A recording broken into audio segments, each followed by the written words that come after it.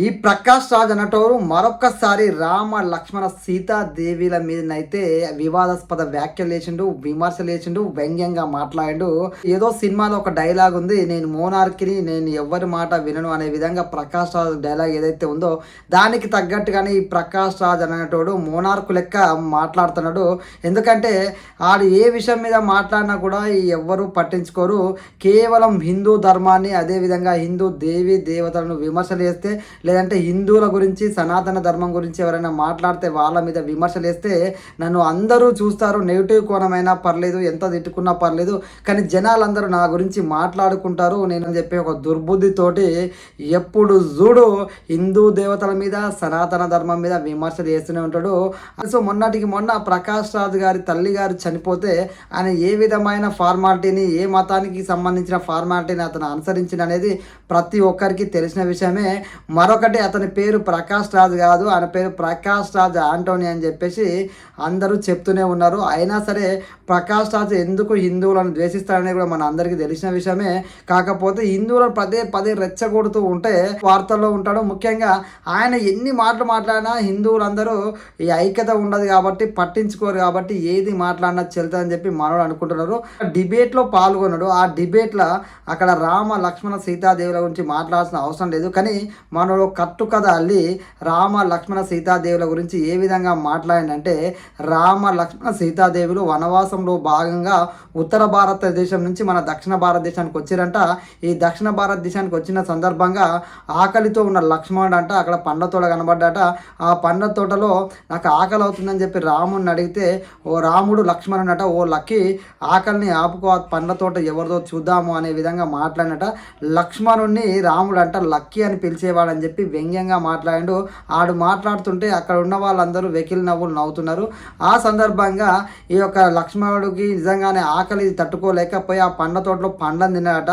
ఆ పండ్ల తోటలో పండ్లు తింటున్నప్పుడు రావణాసుని సిస్టర్ అయినటువంటి శూర్పణఖ వచ్చి ఆగ్రహంతో వితౌట్ జిఎస్టీ తోటి $1000 ఫైన్ వేసిందంట. ఆ తోటకి యజమాని రావణాసుడు అంట. ఉత్తర భారతదేశం నుంచి దక్షిణ భారతదేశానికి వచ్చినటువంటి రామ లక్ష్మణులు కూలీలంట. అంటే రావణాసుడేమో ఒక గిరిజన లెక్క, దక్షిణ భారతదేశానికి సంబంధించిన వ్యక్తి లెక్క, ఆ పండ్ల తోటకు యజమాని లెక్క పోల్చిండు.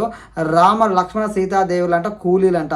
ఈ విధంగా ఇతనికి బుద్ధి చెప్పాలో ఒకసారి ఆలోచన చేయండి. ఎందుకంటే రామ లక్ష్మణ సీతాదేవులు పండ్ల కోసం, దొంగతనం కోసం దక్షిణ భారతదేశానికి వచ్చిరా.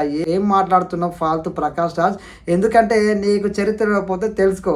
రామ లక్ష్మణ సీతాదేవులు వనవాసంలో భాగంగా రావణుడు సీతామాతను అపహరించినందుకు ఆ రావణాసుడు అంటోనికి బుద్ధి చెప్పిండు. అదేవిధంగా ఆ రావణాసుని చెల్లె లక్ష్మణుని మీద వ్యామోహంతో ఆమె చేసిన పనులకి ముక్కు చెవులు కోసి పంపించిండు లక్ష్మణుడు.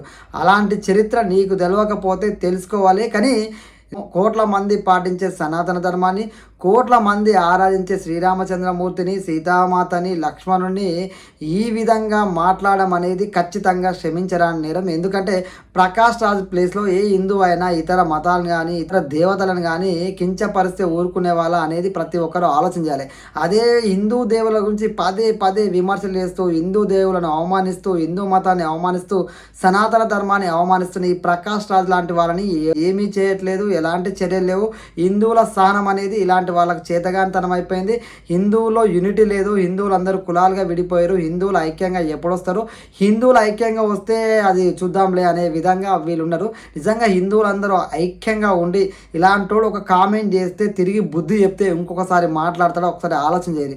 ఎందుకంటే పవన్ కళ్యాణ్ లాంటి వ్యక్తి సనాతన ధర్మం గురించి మాట్లాడినా, మోడీ లాంటి వ్యక్తి సనాతన ధర్మం గురించి మాట్లాడినా, ఇంకెవరైనా సనాతన ధర్మం గురించి మాట్లాడినా కూడా పరిగెత్తుకుంటూ వస్తాడు. అక్కడ ఏదో జరిగిపోయినట్టు, ఏదో అయిపోయినట్టు. ఎందుకంటే మన ధర్మం గురించి మనం మాట్లాడొద్దు.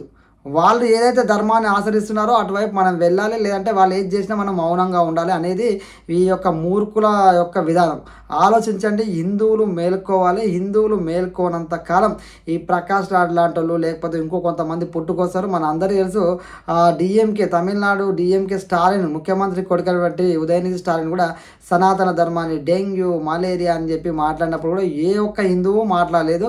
ఆ మాట్లాడిన వ్యక్తి ఎవరైనా ఉన్నారంటే అది పవన్ కళ్యాణ్ లాంటి వ్యక్తి మాత్రమే మాట్లాడాడు.